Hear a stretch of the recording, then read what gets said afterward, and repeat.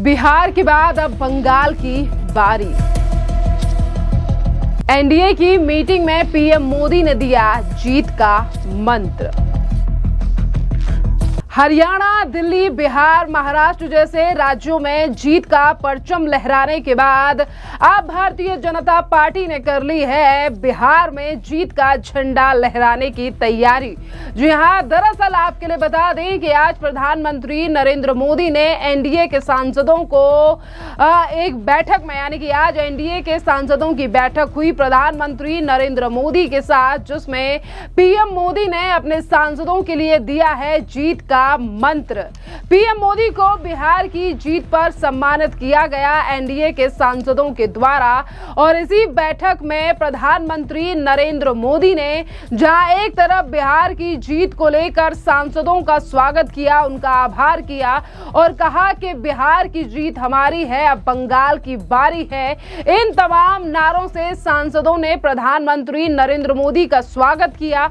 वहीं दूसरी तरफ प्रधानमंत्री नरेंद्र मोदी ने बिहार और तमाम राज्यों में जिस तरीके से बीजेपी ने लगातार जीत हासिल की है और बिहार में तो ऐतिहासिक जीत रही है, और इसी के साथ साथ प्रधानमंत्री नरेंद्र मोदी ने आज जीत का मंत्र देते हुए सांसदों को लेकर कहा है, यानी कि सांसदों से कहा कि ये जीत की नई ऊर्जा का संचार कर रही है। और इसी के साथ साथ पीएम मोदी ने कहा, डबल इंजन सरकार की ताकत पर जोर देते हुए वादा किया कि बिहार के लोगों की उम्मीदों पर खरा उतरेंगे और बिहार के लिए काम करेंगे। और इसी के साथ साथ हम अब बंगाल में सरकार बनाने के लिए तैयारियों में जुट जाएं। जी हां, प्रधानमंत्री नरेंद्र मोदी ने अब बिहार के बाद बंगाल में तैयारी करने के लिए सांसदों से सीधे तौर पर बात कह दी है और इसी के साथ साथ मूल मंत्र दे दिया है। बैठक में मौजूदा सांसदों ने बिहार रिकॉर्ड जीत के लिए प्रधानमंत्री नरेंद्र मोदी का अभिनंदन किया। जेडीयू नेता संजय झा और राष्ट्रीय लोक मोर्चा प्रमुख उपेंद्र कुशवाहा ने पीएम मोदी को समारोह पूर्वक माला पहनाकर उन्हें सम्मानित भी किया। इसी के साथ साथ प्रधानमंत्री नरेंद्र मोदी ने गठबंधन की एकजुटता और नेतृत्व की ताकत बताया और उन्होंने नीतीश कुमार को बिहार का जीत का शिल्पकार बताते हुए कहा कि ये जीत राज्य के विकास और सुशासन की जनता की है और ये इच्छा को भी दर्शाती है, बिहार के ये जो लोग हैं उनकी इच्छा को। अब बैठक में पीएम मोदी ने सांसदों से आग्रह किया कि पश्चिम बंगाल चुनाव 2026 के लिए तैयारी अभी से शुरू करनी होगी। उन्होंने कहा कि बिहार की जीत ने एनडीए की ऊर्जा को दोगुना कर दिया है और अब बंगाल में भी परिवर्तन की लहर लाने के लिए हमें तेजी करनी होगी और अभी से काम की शुरुआत करनी होगी। आपके लिए बता दें कि जहां एक तरफ बीजेपी ने अब बंगाल जीतने के लिए भी अपनी कमर कस ली है और इसी बंगाल चुनाव में 2021 में भारतीय जनता पार्टी की 77 सीटें आई थी, जो कि पहले ग्राफ से काफी बढ़कर सीटें आई थी और अब इसी ग्राफ को बढ़ाकर 77 से पूरी सरकार बनाना चाहती है, यानी कि 77 के आंकड़े से बढ़कर अब बीजेपी का ये प्लान है कि अब बिहार के बाद बंगाल में भी बनाई जाए सरकार। और कुछ इसी तरीके का बयान दिया गया है उत्तर प्रदेश के नेता केशव प्रसाद मौर्य के द्वारा। सुनिए क्या कुछ कहा है केशव प्रसाद मौर्य ने। देखिए, भारत की धरती पर कोई घुसपैठिया नहीं रहने पाएगा। भारत के लोगों का है, ये किसी विदेशी घुसपैठी के लिए कोई धर्मशाला नहीं है। ममता बनर्जी जी जो भी कह रही हैं, 2026 के विधानसभा चुनाव परिणाम आने का इंतजार कीजिए, वहां भी भारतीय जनता पार्टी की सरकार बनने वाली है। जो घुसपैठिया होगा वो पश्चिम बंगाल हो या देश का कोई भी राज्य हो, खोज करके निकाला जाएगा। जिस देश से आए उस देश में उनको वापस भेजा जाएगा। इस देश के सारे संसाधनों पर पहला हक भारतवासियों का है, किसी घुसपैठी का नहीं है।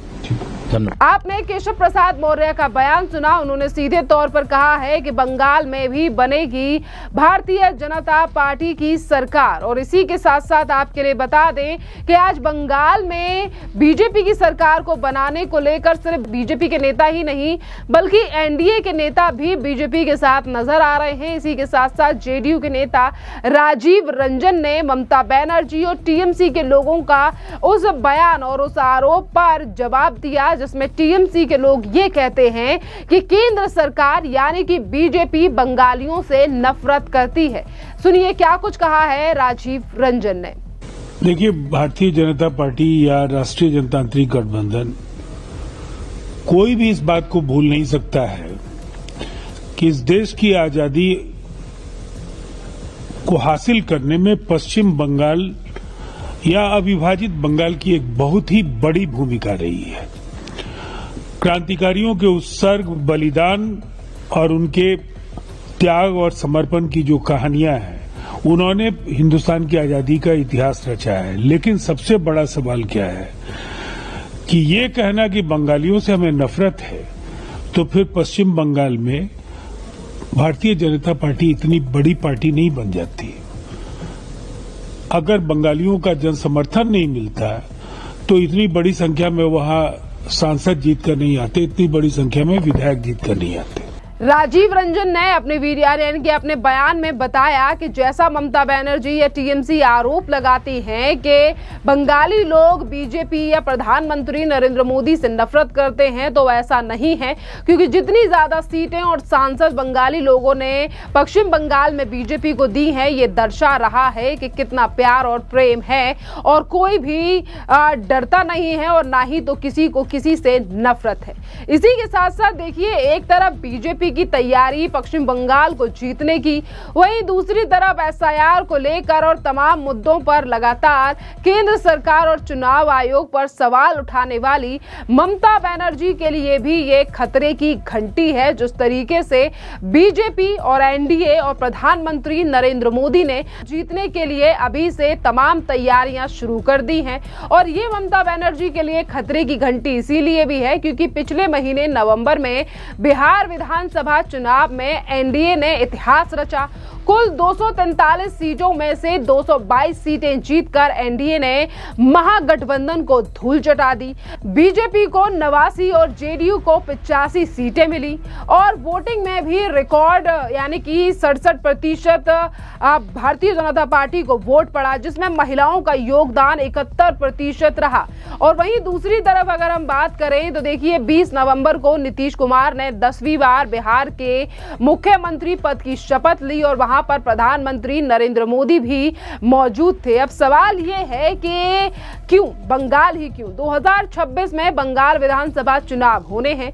बीजेपी और एनडीए बंगाल में अपनी पकड़ मजबूत करने के लिए तैयारी में जुट चुके हैं। पीएम मोदी ने नवंबर में बीजेपी मुख्यालय में दिए भाषण में छठी मैया का जिक्र करते हुए बिहार की सांस्कृतिक विरासत को जोड़ा और अब बंगाल की ओर अब उन्होंने इशारा कर दिया है। देखिए, बंगाल को लेकर बीजेपी की तैयारियों के बारे में अगर बात की जाए तो आज प्रधानमंत्री नरेंद्र मोदी ने एनडीए की बैठक में सांसदों के लिए मूल मंत्र दिया है। इससे पहले गृह मंत्री अमित शाह ने भी अपने चुनिंदा लोगों को यानी कि 6 लोगों को जो पार्टी के ही नेता हैं और एक बड़े पद पर रहते हैं, उन्हें पहले ही पश्चिम बंगाल में तैनात कर दिया है कि हर जगह यानी कि कुछ ऐसे एरिया जहां पर बीजेपी की स्थिति थोड़ी ठीक नहीं है या कमजोर है, वहां पर बीजेपी ने पहले ही अपनी टीम को लगा दिया है। बड़े नेताओं को भेजा गया है वहां पर स्थिति को समझने और बीजेपी के फेवर में करने के लिए। और वहीं दूसरी तरफ ममता बनर्जी जिस तरीके से एसआईआर का लगातार विरोध कर रही हैं, जिस पर पहले ही बीजेपी के द्वारा कहा गया है कि पश्चिम बंगाल में इस बार स्थिति बदल कर रहेगी, क्योंकि जिस अवैध बांग्लादेशी और वोटर की वजह से ममता बनर्जी लगातार पश्चिम बंगाल के चुनाव जीत रही थी, अब उन तमाम चीजों में बदलाव हो चुका है और पश्चिम बंगाल के समीकरण भी बदलते नजर आएंगे, क्योंकि एसआईआर के बाद काफी ऐसे लोगों का नाम कटा है जो पश्चिम बंगाल के वोटर नहीं थे। तो सीधे तौर पर तस्वीर साफ नजर आ रही है। क्या अब पश्चिम बंगाल में ढह जाएगा ममता बनर्जी का किला? जिस तरीके से बीजेपी अब ममता बनर्जी को लेकर यानी कि उन्हें हराने की और टीएमसी को हटाने की और पश्चिम बंगाल में सरकार बनाने की कर रही है तैयारी। खैर, इस पूरे मामले पर अब आपकी भी जो राय हो, आप भी हमें कमेंट कर जरूर बताइए। धन्यवाद।